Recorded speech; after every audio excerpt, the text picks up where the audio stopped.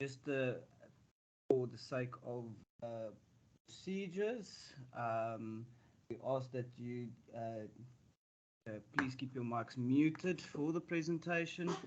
After the presentation is finished, we will open the floor for a question and answer section. You can then raise your questions, or if you want to, you can just open your chat box along, and you can post a question in there. I'll keep an eye on that as well.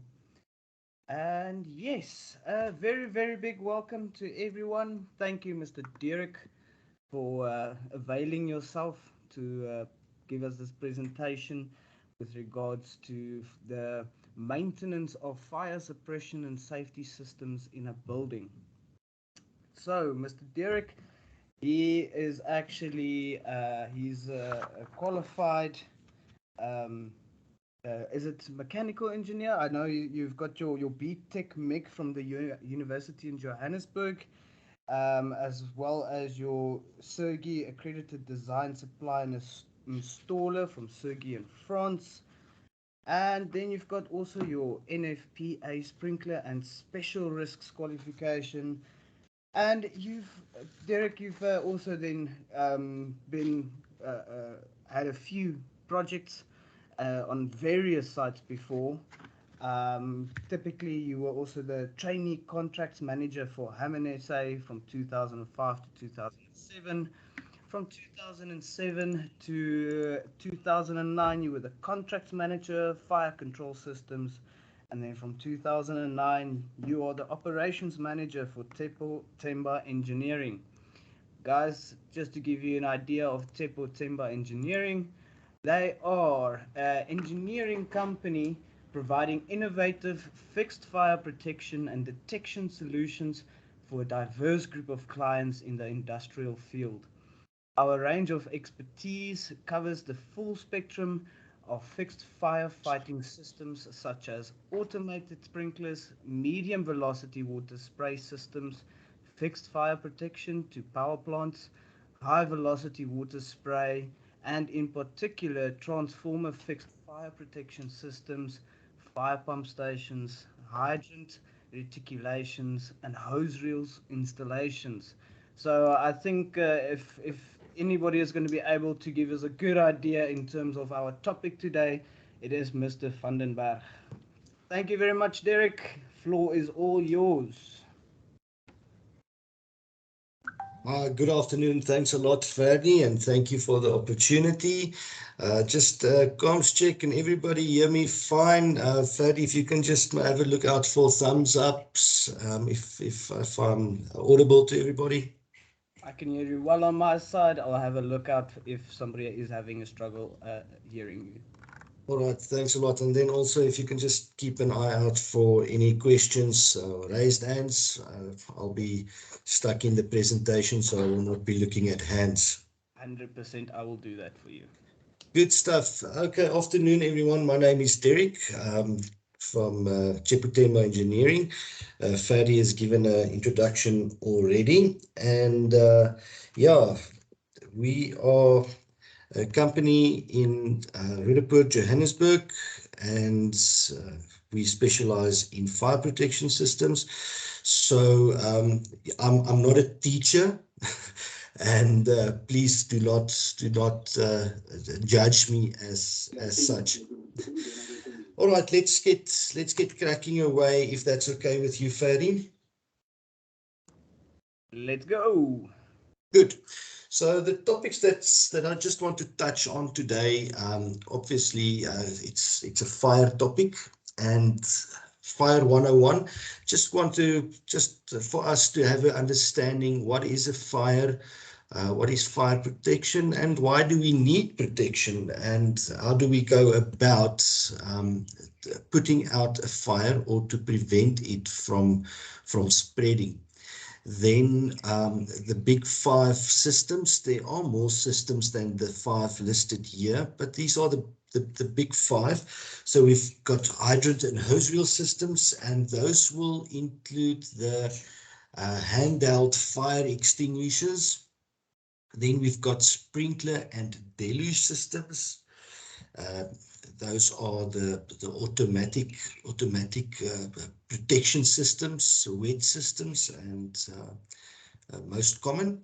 Then we've got the detection systems for detecting of fires, and then gas suppression systems, and lastly the static fire protection. Static fire protection, passive fire protections, we will touch back on those. Those are your fire barriers, fire doors, escapes, etc.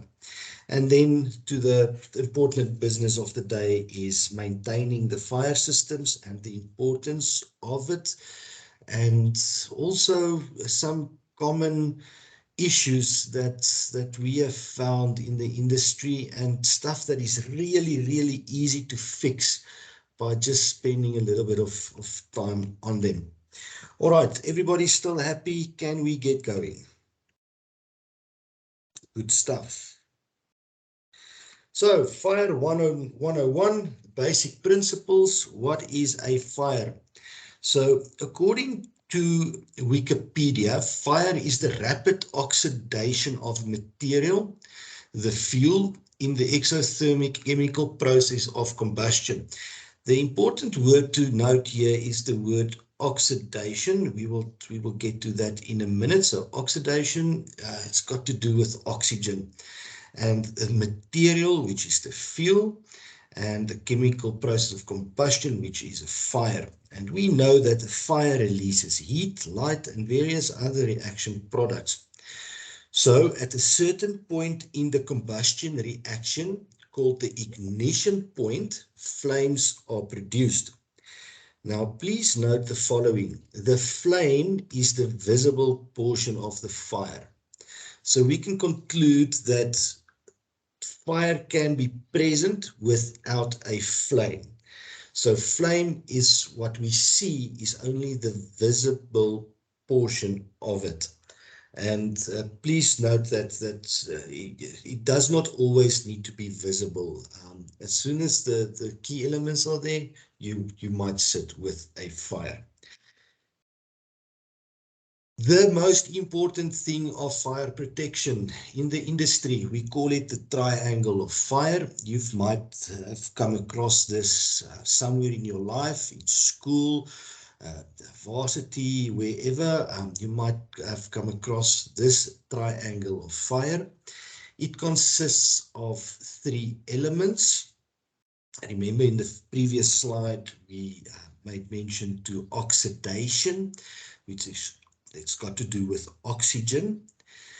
And then we've got heat, and then also fuel. So these are the 3 elements that is required for a fire to be maintained, or a fire to start.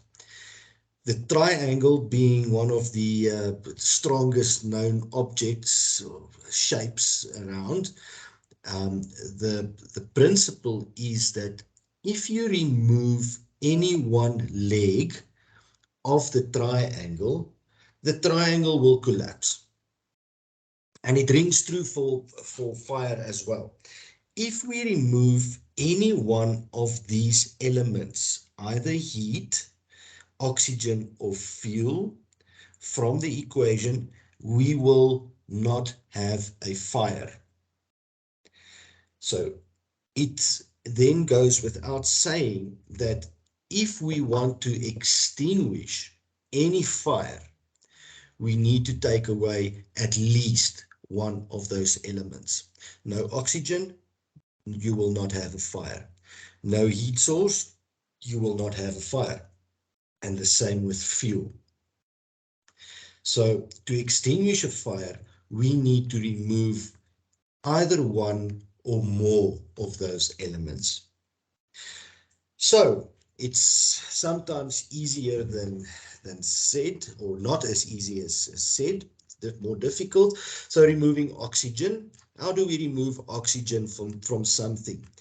The very first thing that I can think about is if we have a candle and we want to put the candle out by removing oxygen, we can put the candle in a container, and we can close the container.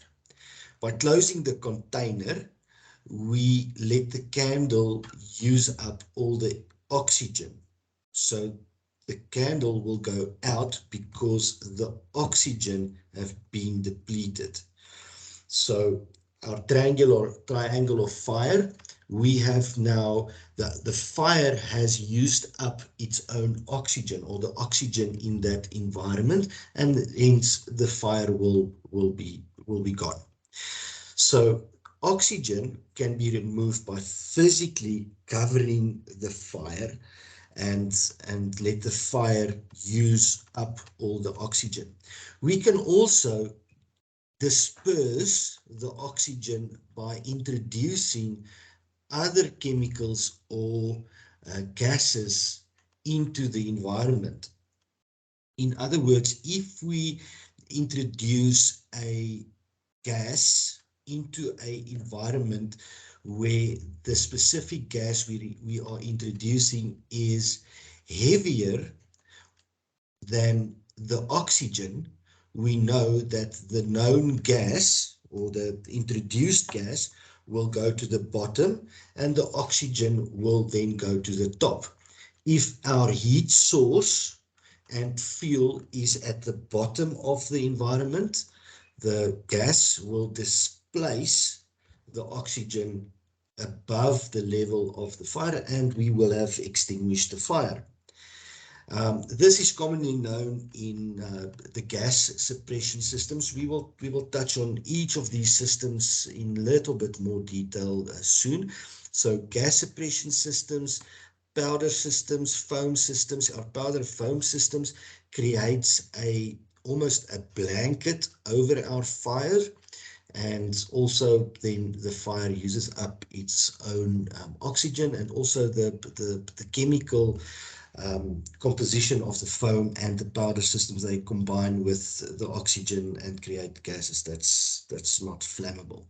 And then obviously we've got physical barriers, as in fire blankets, that prevent fire from physically spreading to another area.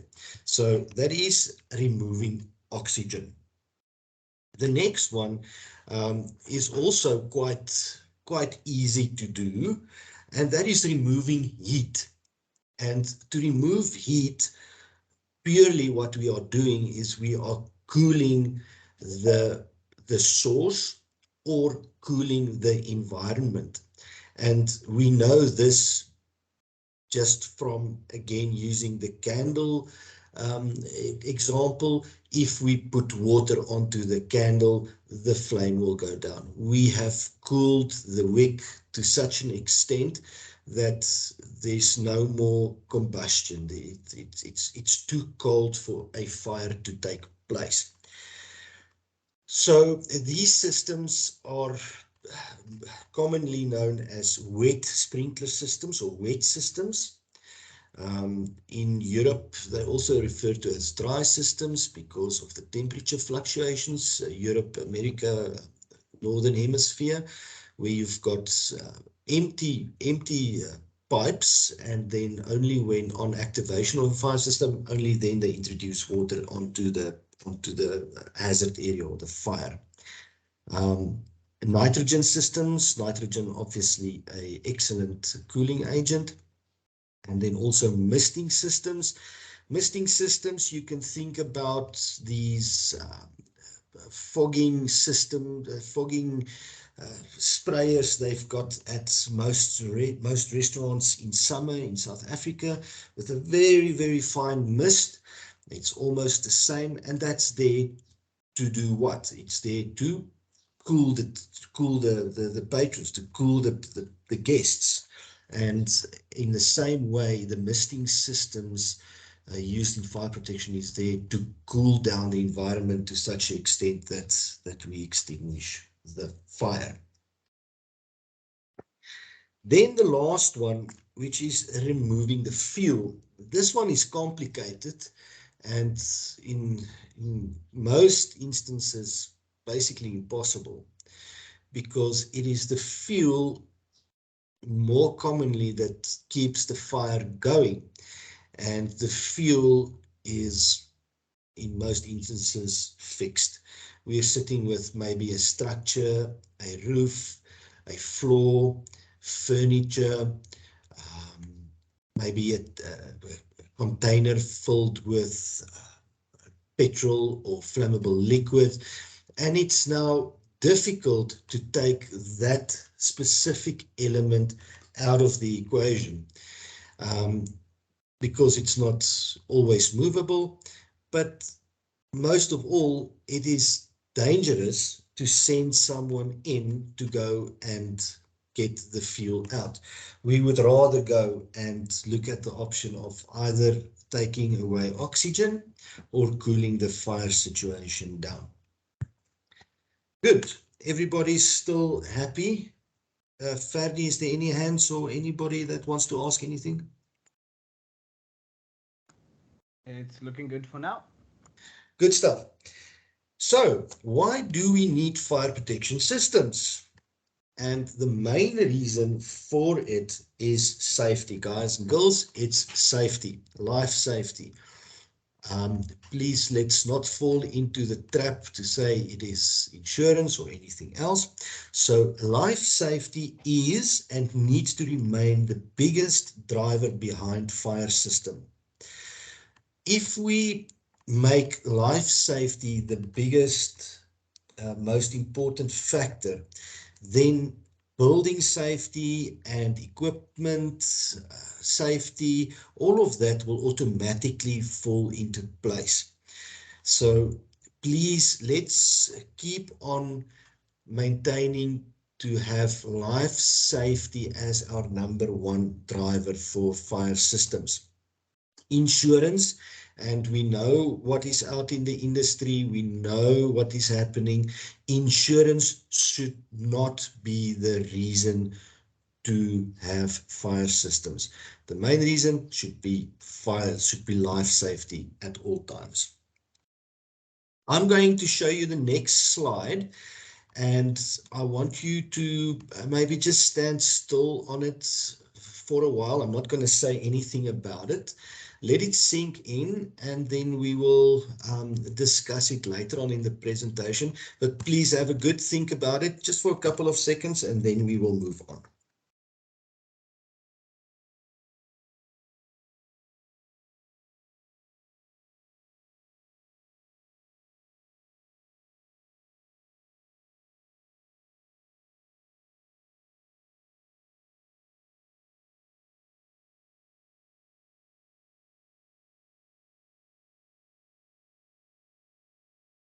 Okay, so the next topic is the big five. So the big five fire systems or fire detection systems that we have, the most common ones.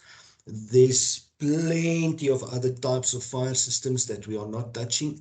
These are the big five, and we're only going to discuss them on a very, very, very high level. We're not going to go into detail, so it's just very high level. The first one is our hydrants, hose reels, and handheld fire extinguishers. I think we are all familiar with them.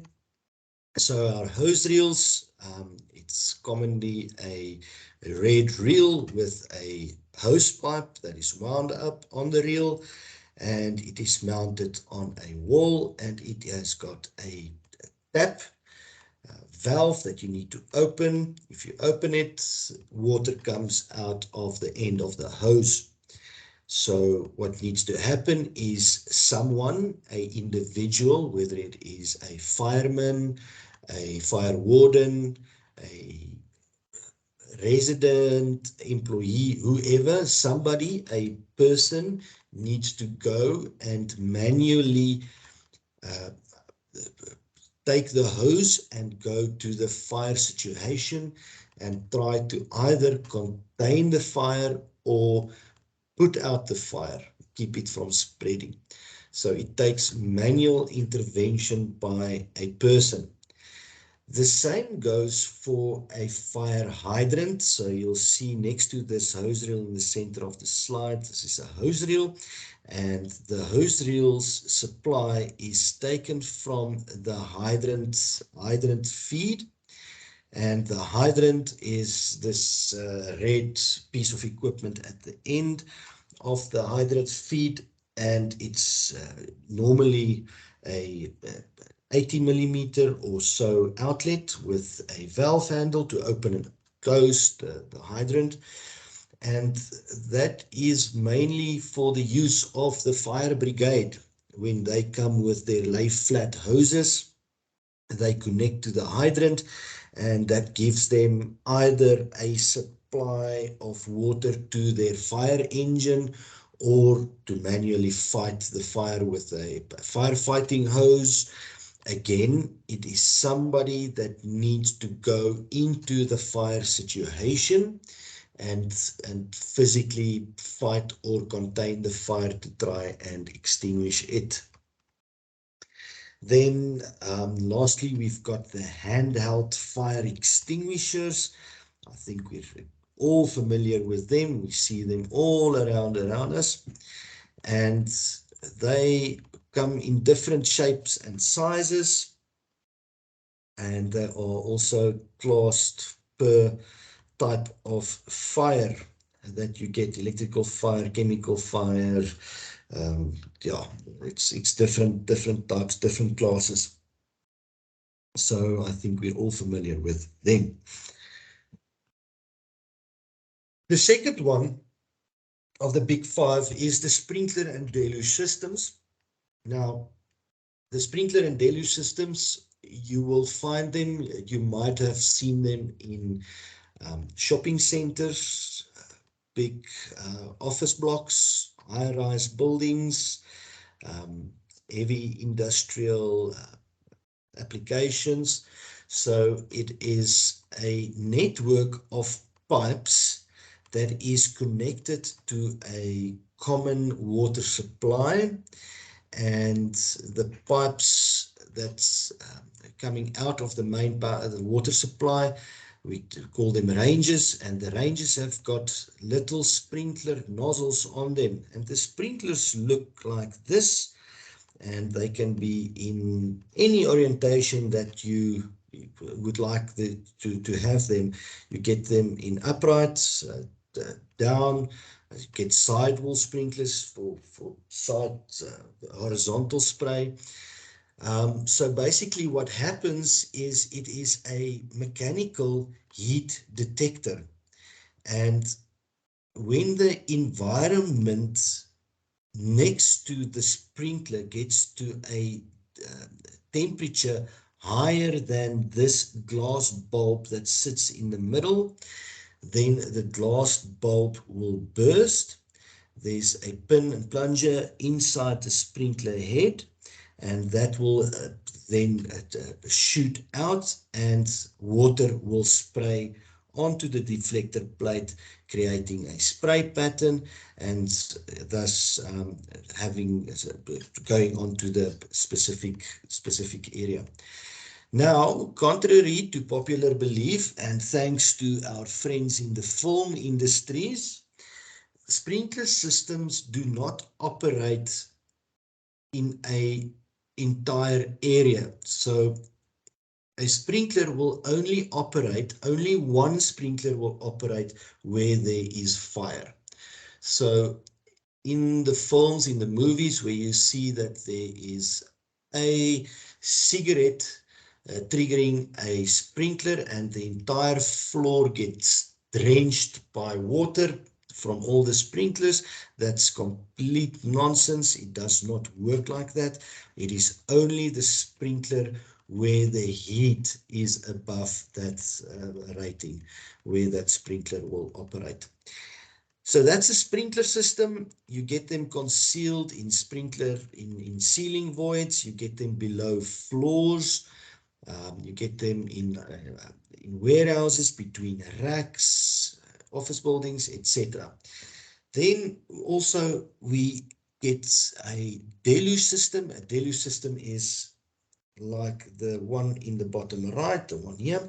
And other than the sprinkler system, when the deluge system operates, all the sprinkler, all the deluge nozzles operate at once, and it sends a deluge of water onto the piece of equipment that we want to protect. So this is a big transformer on a substation, and all the nozzles spraying water onto this transformer all at once. And it's a lot of water, and hence the name of a deluge system.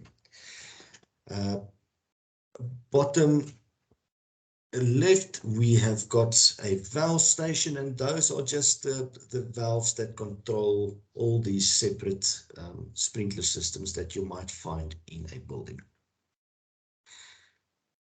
The next one is detection systems. Again, very well known. We see them all around us. So we've got smoke detectors, fire detectors, manual call points, and this is electronic system, and it is for detection of a possible fire situation. So the first indication of a possible fire, of course, is smoke. Smoke can be visible or non-visible. So either way, we've get detectors that detect the smoke.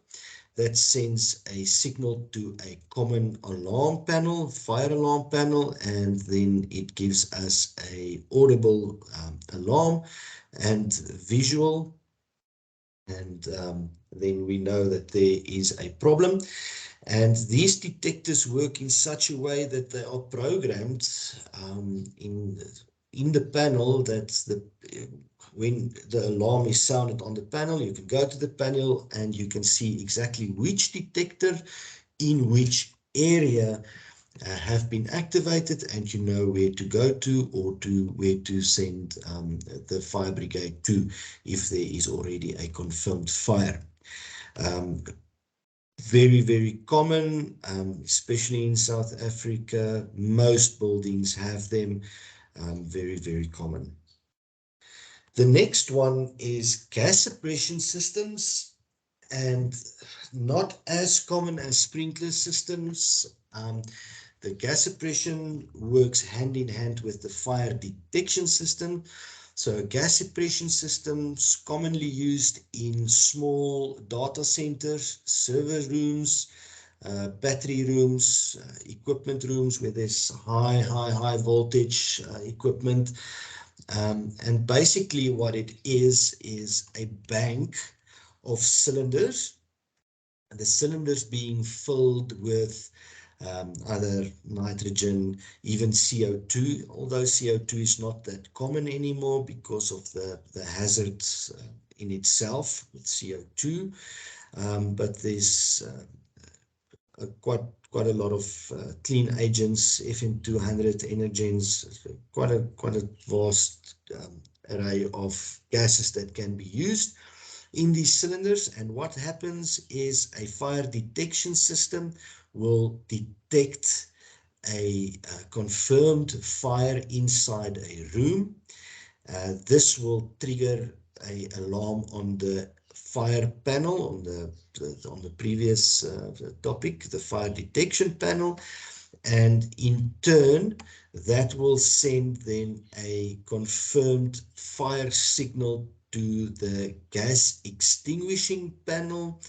And then on top of each of these cylinders is an actuator, and the signal will basically cause the gas in the cylinder to immediately dump into a network of pipes that is in the room, and the gas, as explained earlier, I will either disperse the oxygen or bind with the oxygen, whichever way, or cools the area if it's nitrogen. But in that way, we will extinguish a fire. So commonly used data centers, smaller data centers, server rooms, and even battery rooms for the now more common solar plants, if you've got a solar generating capacity in your battery room. Okay, then the last one is our static or passive fire protection systems. And these refer to physical barriers. So we've got our um, fire escape doors and fire rated doors, fire doors. And then also you will see where electrical cabling or other services, plumbing, air conditioning, what what have you, is going or penetrating through a wall, and you have got a hole in the wall.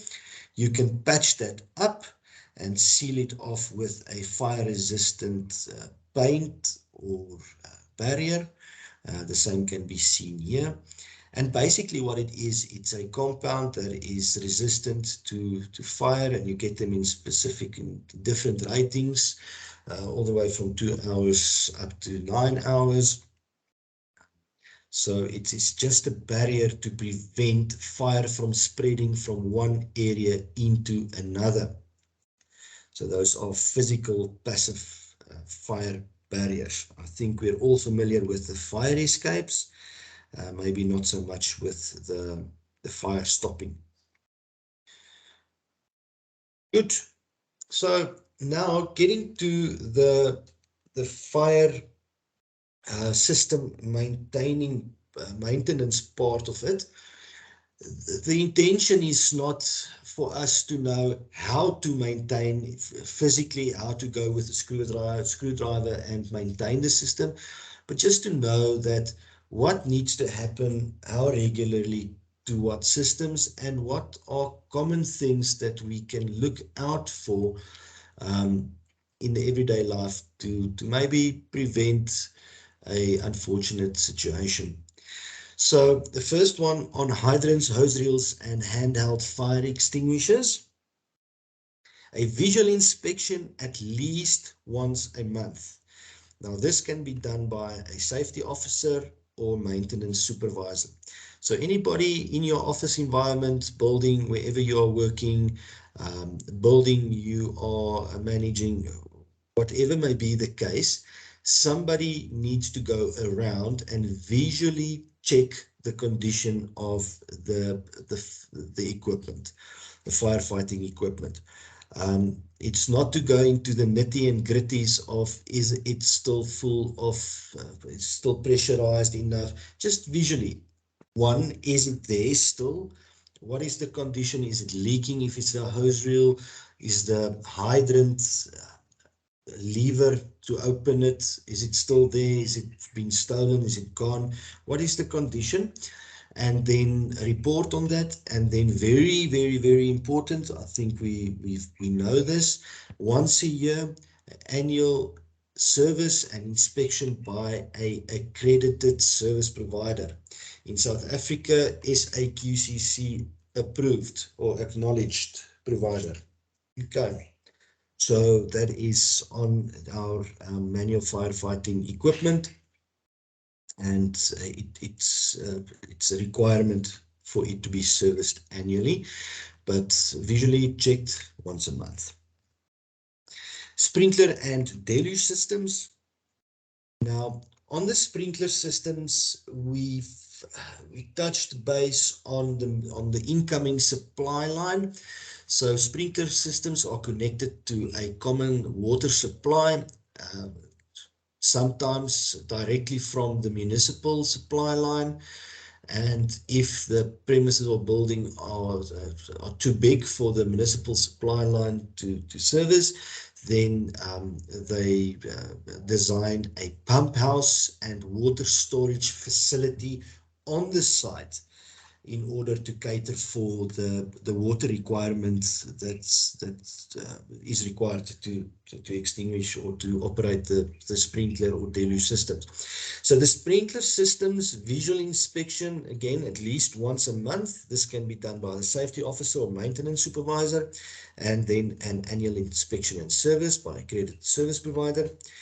And then on the sprinkler and hydrant pump house and tanks, we'll go to the pump houses in a bit. A visual inspection at least once a week. The reason for this is the pump house, the sprinkler and hydrant pump house, is the heart of your fire system in a big property, a shopping center or a warehouse, office block. That is the heart of your firefighting system, your sprinkler system. And there's quite a lot of things that can go wrong, but it needs to be checked very, very regularly, specifically on the condition of the pumps and the motors, and more importantly, the diesel tanks for the diesel motors. Each and every pump house should have a electrical, at least a electric pump motor with a pump, and then a diesel motor with a pump, as well as backup a electric motor. So there's a redundancy, and obviously being a diesel, if the diesel tanks are empty, you're sitting with a problem. Okay. Then also an annual inspection and service. The motors and pumps needs to be serviced annually, again by an accredited service provider. Okay, sprinkler system, common issues that we find on sprinkler systems. Isolation valves that's closed. Now, the most common reason, root cause for sprinkler systems not activating in the event of fire is because of valves that's closed. And you might ask, well, how will that happen? Well, it's quite easy. Something on the sprinkler system needs modification. A office setup moves, a tenant moves from one shop to another shop, and the sprinkler system needs to be modified. You get a technician in to work on the sprinkler system. He shuts down the valve, he shuts it off, works on the system, and does not open the isolation valve again. Obviously, there's responsibilities to that, but the most common cause is isolation valves that's closed. So have a look out each and every time you walk past a isolation fire valve. The normal position for that valve needs to be open. If it's not open, go to your building manager or to the fire warden, safety officer, and report to them. This valve is not open. Is there a reason for it? If there's no reason for it, please get it checked out, because it is a risk. So your fire isolation valves, your system isolation valves, is this big valve at the bottom of the sprinkler control valve. So it's the one with the round wheel. Sometimes it's got a lever. You can just switch. But the important thing is for this shut-off valve to be open if no maintenance is being done on the system. So that is what we refer to as the isolation valve that needs to be opened. The second one is where floor plans are altered and sprinkler coverage is not checked. So again, the example of a tenant in a shopping center. One tenant moves out and another tenant moves in with different shop fitting, different shop layout, and all of a sudden your original sprinkler coverage is not within rule anymore. So the sprinkler design works on a basis that you've got a sprinkler per certain amount of square meters, whatever the hazard requires. But with retail specifically, and also in some of the offices, we know things change, shop layouts change, and you will find yourself that your architect or the builder have now built a wall right on the position of your sprinkler. So now, instead of having a 9 meters square meter coverage, it all of a sudden opens up to double that, because you don't have one sprinkler because it is covered by a wall. And it is it's quite regularly looked over. So have a look out for that. When plans change on any building or any floor area, a new wall is built, have a check, look out. If you see something that does not feel right, go report it. Although it is not your responsibility to make sure the design is fine, at least go and report and say, hey, but something changed here. Are we still within spec with our fire coverage? And then the responsible person can go back to the architect and the fire engineer and they can have it checked out. The next one is a hazard. There's a hand. Sorry? There's a hand from Francis. Yes, guys, we'll open the floor for questions as soon as the presentation is finished. Francis, I see your hand there. We'll give you a chance to ask now. Okay. Can I carry on, Fanny? Yes, yes, please do. Okay.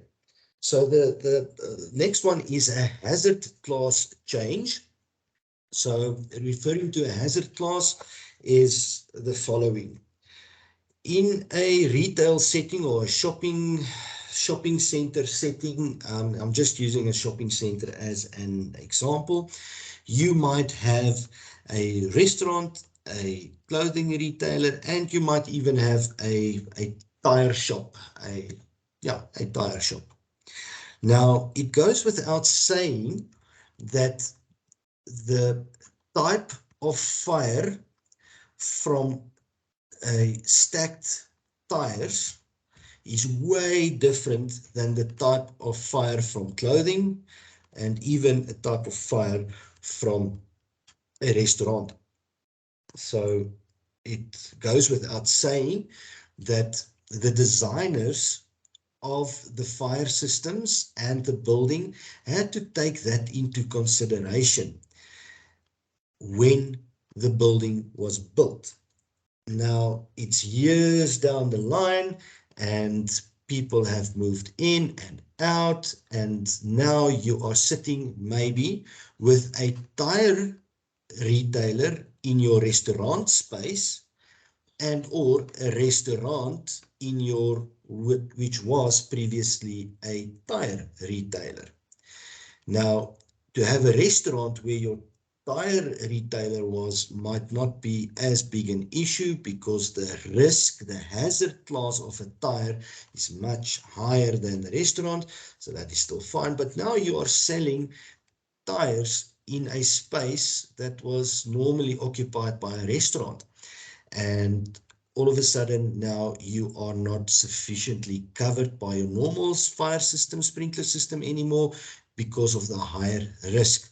And that will take, again, a redesign of the system, adding more sprinkler heads, different types of sprinkler heads, but that is for the designers to do. It is not for the normal supervisor, building maintenance contractor, even the managing agent. It's not for them to design it, but keep an eye out for things that change and report it to the owner to say that, guys, something has changed here. Are we sure that we are within spec with our fire protection? Good. Then going to the hydrant pumps and tanks, sprinkler pumps and tanks, or the fire pumps and tanks, common issues. So inside our pump houses, you will commonly sit with a fire pump connected to a motor. So it's either an electrical or diesel driven pump, and that supplies the entire fire system with firefighting water. Inside the pump house, you might have only a diesel engine, or you might have a diesel with the electrical motor. You might have a diesel with two electrical motors, one for backup. Whichever the case is, it's dependent on the fire design and what was accepted by the engineers. Now, in the fire pump house, you get all the equipment, but now if you cannot get access into the fire pump house, it is a problem. So you will come across possibly pallets in front of the doors, so you cannot get into the fire pump house to check for any discrepancies, or just to do your weekly check to see that everything is okay. And more importantly, if there is a fire condition or a fire situation, you need access into the fire pump house. And we know Murphy, at that time, there will be a big pallet right in front of the door. So please create a culture, establish a culture that in front of any door, especially a fire door or a pump house door, no storage, nothing whatsoever, always clear. Then it's known in South Africa, we're sitting with electricity supply issues, and where you've got only a electrical driven fire pump. Now it is load shedding. Again, a fire might happen just in that time when there is load shedding. So please have a think about that. Again, it's something for the fire engineers to resolve, but let the thought process go to say, hey, we've got only an electrical driven pump which is not connected to our generator. What happens in a fire situation? Then if you have a diesel driven pump in your pump house, not enough fuel is finished, somebody the diesel, they try and siphon the diesel out to use somewhere else. Again, valves that's closed, motors that's not serviced, they don't want to start. And then the last one is water storage tanks empty. Now, I have personally come across this where you're sitting with 2 water storage tank earmarked for firefighting purposes only, and the property manager decided to save some costs on municipal fees for the month, and instead of using municipal water for irrigation in the gardens, he decided to use tanks from the fire water system, from the fire water storage facility. Besides the water not being very, very healthy because it's been standing for a while, depleted of oxygen, the tanks ran empty, but he saved a couple of bucks. Of course, this is completely with not accepted. It's dedicated fire storage and fire water. So please check that your tanks, fire water storage tanks, are always full, and not to save just for the sake of saving a couple of bucks. Getting to that, the picture that I shared earlier, the moment you try to explain that you saved money and that's why you did it, and something happens to someone, you immediately put a price tag on that person's head.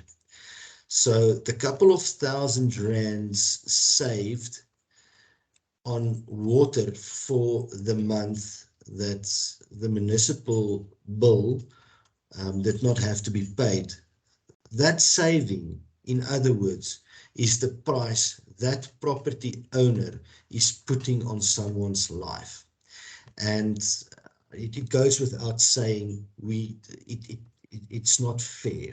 It is simply not fair. You cannot put a price on a life. It cannot happen. So be very careful what you do on a day-to-day basis so that we not fall into that trap. Detection systems. So the fire detection systems are one of the more easier ones.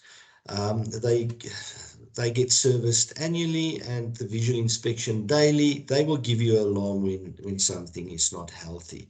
So not much to worry about on the fire detection panel. If there's an alarm, just report it. Issues. Now you get annoying alarms, annoying sounds, and somebody switches the fire detection panel off. Of course, this eliminates the entire fire detection system, and it takes away that early warning. Detectors that's not functioning, and then the fire detectors not suitable for the hazard class. So the fire detector used inside a restaurant's kitchen where there's smoke is different to the fire detector that is used in a normal clothing retail store, and that needs to be noted. Gas suppression systems, visual inspection at least once a month, the same as a sprinkler system, and then an annual inspection. Good afternoon, who's speaking? Sorry, sir. Okay. Sorry to bother you. I think we can carry on, Ferdi. I think it's not on mute. So annual inspection and service every year, and that needs to be by a accredited service provider. Same as the fire detection panel, panel switched off, a common issue, and then actuators on top of the cylinders that has been disconnected. The gas inside the cylinders, gas, as we know, is quite expensive and you don't want to waste them. So some people go and disconnect the actuators to think that they might save gas if something goes wrong, not unnecessarily dump gas into the room, and they disconnect the actuators. Again, you fell into the trap that you want to save money and you put people's lives at risk. The last one is our static fire systems or passive fire systems. Fire doors, just check that they are in good condition and have them serviced every year by a accredited service provider. Common issues, fire doors being blocked. People use the entrance or exits from fire doors as storage place. Again, in the fire situation, if you need to use that door, you cannot open the door, you cannot even get to the door because it's stacked full of boxes. Then we also find that push handle keys are missing from the break glass boxes. And then lastly, the doors, we often find them being locked by chain and padlocks. And in a fire situation, the guy with the key will be on leave or sitting at the coast with a beer in his hand, and people will have difficulties exiting the building. So here we can just see storage in front of a fire door, stack, it's not storage place. And then even fire doors, push handles being locked with chains and padlock. Please, please, please don't let it happen to you. Report it, make an issue, get it resolved. Don't rest until it has been addressed. In summary, guys, the fire system in your building, your place of work, your school or home was designed with the sole purpose to keep you and others safe. Look after it and it will look after you. Do not get caught in a situation where you must explain to a court and someone else's family why you neglected or worse, even ignored problems on a fire system. Please do not forget this little cartoon. And I thank you, Ferdi. If there's any questions, I give the floor to you. Thank you so much, Derek. Much appreciated. Very informative. Okay, so first question we had was from Mr. Ernest. He asked if the presentation can be shared. Ernest, to answer your question there, I will be sharing this video actually on YouTube. So you are welcome to go and check it out there. If you want to, you can just send me an email. I'll give you the direct link then. You'll be able to get it from there. And then Mr. Moyo, you raised your hand. The floor is yours, bud.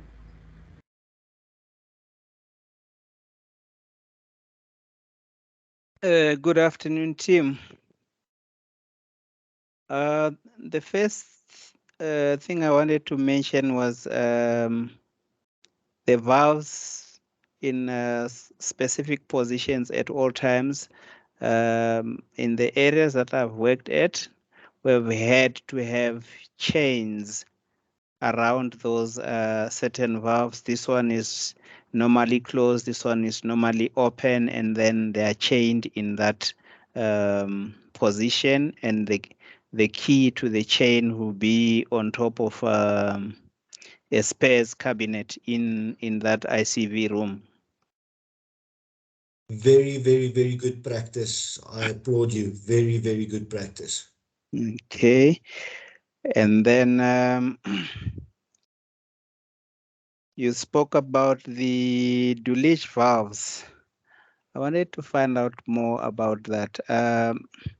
Are they only external or internal? Because I've only seen sprinklers inside the buildings and not outside. And from my experience, where I've seen deluge systems, it was at the Vodacom head office, where you've got high buildings and glass there. And from the engineer whom I had a chance to talk to, he said he didn't really put it as it's a fire suppression system. It was like when it is too hot, and then you can actually have the spray spraying over the glass. Or maybe he just did not shade correctly that even in the case of fire, you can still use them in that regard. Yeah, so I think what he is referring to is a fire curtain. So absolutely correct. So what you want to do in a structure, specifically glass, glass with quite a lowish melting point, is you want to keep the glass as cool as possible.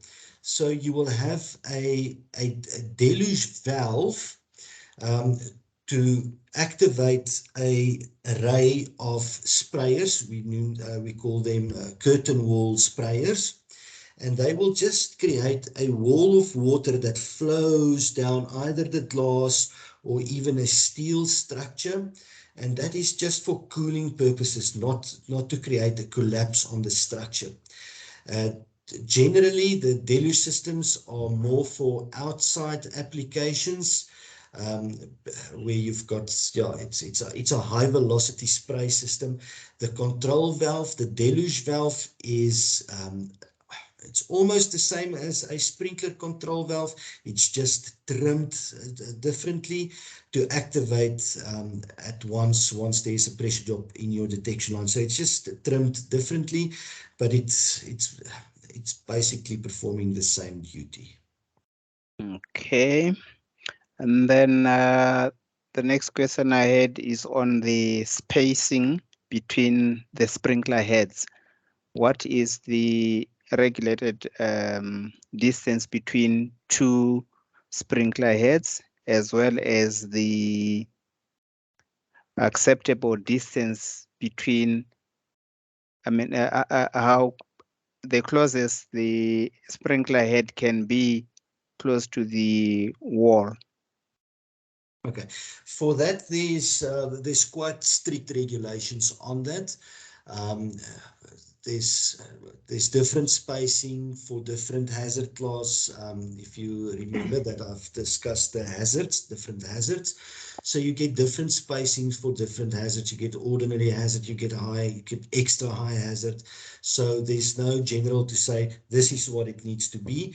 But if you're sitting with a sprinkler on a wall, in other words, 5, 10, 150 millimeters next to a wall, it's too close. You need to get further away from that, but there's specific guidelines for that, and you need to consult either your architect or your fire engineer with regards to the specific building's design. There's no general rule for that. Yeah, thank you so much. If you don't mind, I could share I had an inspector from ASIP Yes. do that inspection. I've always had them. I've been at the hotels, and he says 150 from the wall was okay. And then my fire service provider is talking 460 now. I was getting confused. Yeah, as I say, it depends. It depends on your fire design, your rationale. Each building is different. It's a different rationale, and it depends on what was accepted either by the ASIB or the NFPA or whatever. But it's not standard for all buildings. Just standard. It's different. Thank you so much. It's a pleasure. All right, thank you, Francis. Mr. Leonard Mpalele, put your hand up.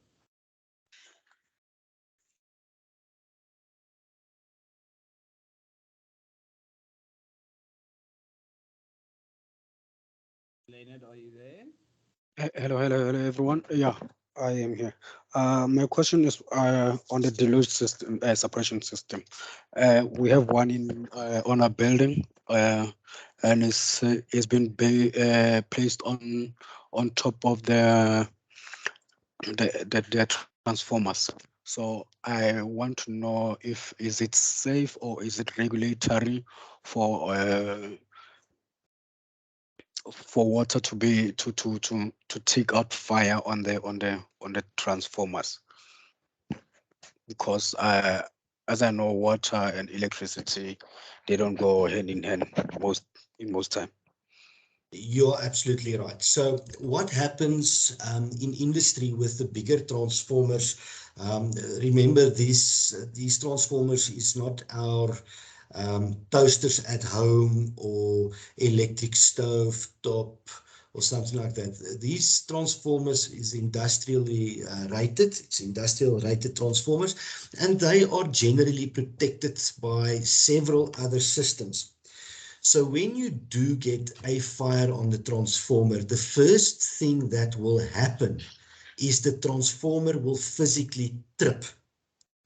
In other words, it will take the transformer out of operation completely. It will trip either at the transformer protection panel or further down the line, but it will take the transformer out of service for various reasons. But basically, you don't want to fuel the fire any further.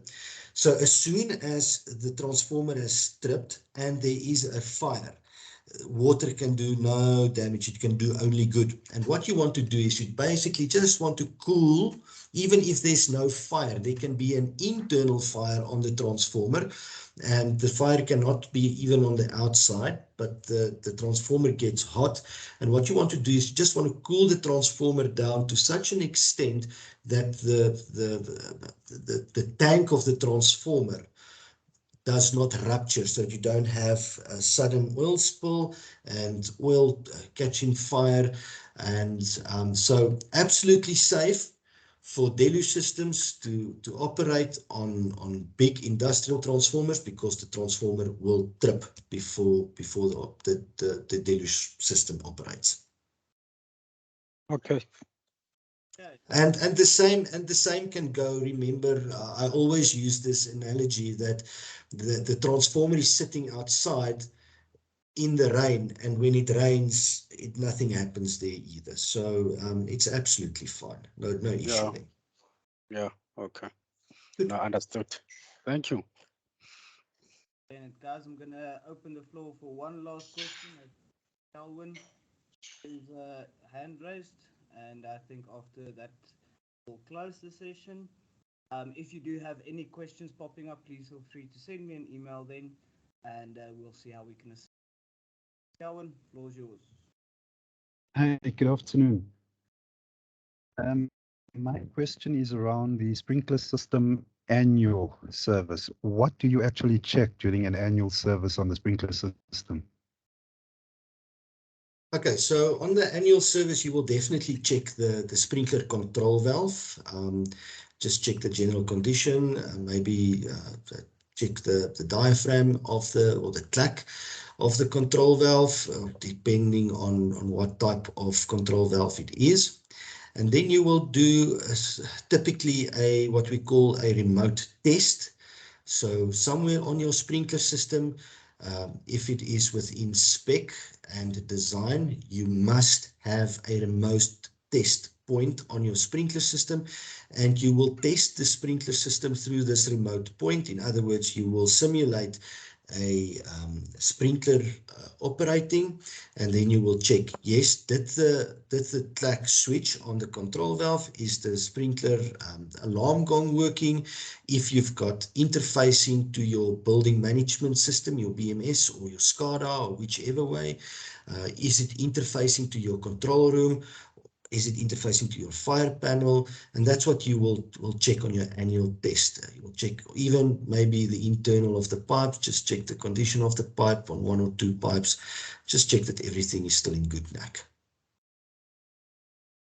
Okay, thank you. Okay, guys, thank you so much for all that's joined us. I hope you found the session informative. As I said, if there's any questions that jumps up or arises, please feel free to send us an email to ferdi@global-fmschool.com. If you have any specific questions for Derek, please feel free to send me an email. I'll pass it through to him, and we'll see how we can then assist. Ferdy, just one more. Can Yes. I please ask Derek something? We've been like having some up and down questions with my manager, Fanny here, and he was asking me if I could ask Derek if he could give him a call, or I should take Derek's number and give it to Fanny so that he can call him to discuss on the issues of fire and stuff. No problem. What I'll do is I'll pass that along to you just after I've confirmed with Derek. Okay, thank you. Good. Mr. Derek, thank you very much for your time and thank you for your knowledge. And I hope you guys have a wonderful Thursday afternoon. And, I am leaving then. No, not Well? yet leaving. I'm going now. Utsapho uzolanda le ncwadi for i-pass out yala maphambili lawa yayo. all right. Cheers, everyone. Have a good one. Okay. Bye bye. Thank you. Bye-bye. Have a good one. Thank Cheers. you. Bye. Bye. Bye.